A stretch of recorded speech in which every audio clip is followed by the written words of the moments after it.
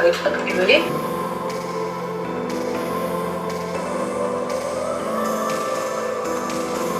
ეს ხელნაკეთი ვარდისფერი ბირკინის ჩანთა დაახლოებით $41,000 ღირს. ანუ კი არეშიძე მას როგორც რიგით აქსესუარს ისე ატარებს. ვარდისფერი ბირკინი მის გარდერობში ერთადერთი არ არის. ანუ კი არეშიძეს 16 სხვადასხვა ფერის და ზომის ჰერმესის ჩანთა აქვს.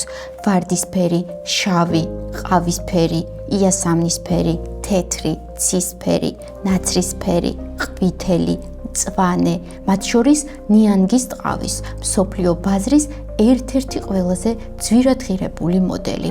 ანუ კი არეშიძე თბილისის მერის კახა კალაძის მეუღლეა. მისი მეუღლე ქონებრივ დეკლარაციას 2012 წლიდან ავსებს, რომელშიც კანონის თანახმად უნდა ჩაწეროს ყველა ნივთი, რომლის ღირებულება 10,000 ლარს აღემატება. ჰერმესის ერთი ჩანთის ღირებულება 3-ჯერ მეტია ვიდრე ეს სხვარი. კახა კალაძის მიერ 2012 წლიდან 2026 წლამდე შევსებულ დეკლარაციებში ჰერმესის ჩანთა საერთოდ არ ჩანს. ბოლო დეკლარაცია თბილისის მერმა 30 იანვარს შეავსო.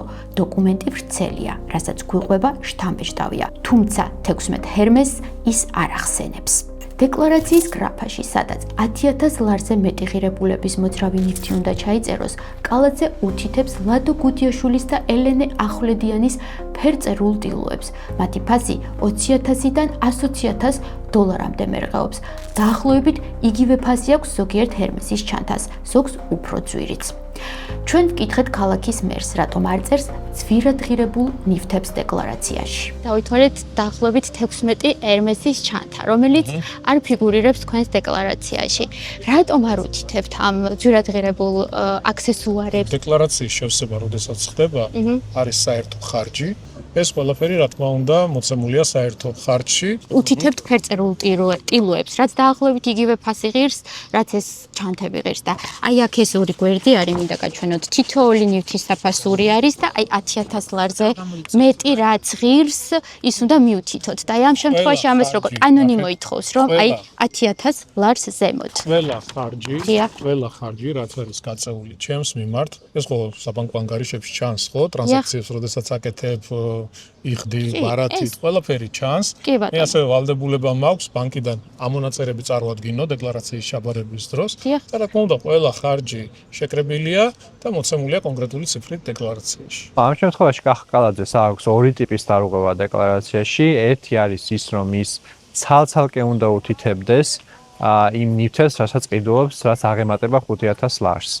ყველას ცალ-ცალკე უნდა უთითებდეს, ამას მოითხოვს კანონი. მეორე დარღვევა არის ის, რომ უკვე ნაყიდი ნივთები, მოძრავი ქონება, ასევე ცალ-ცალკე უნდა დაიწეროს დეკლარაციაში.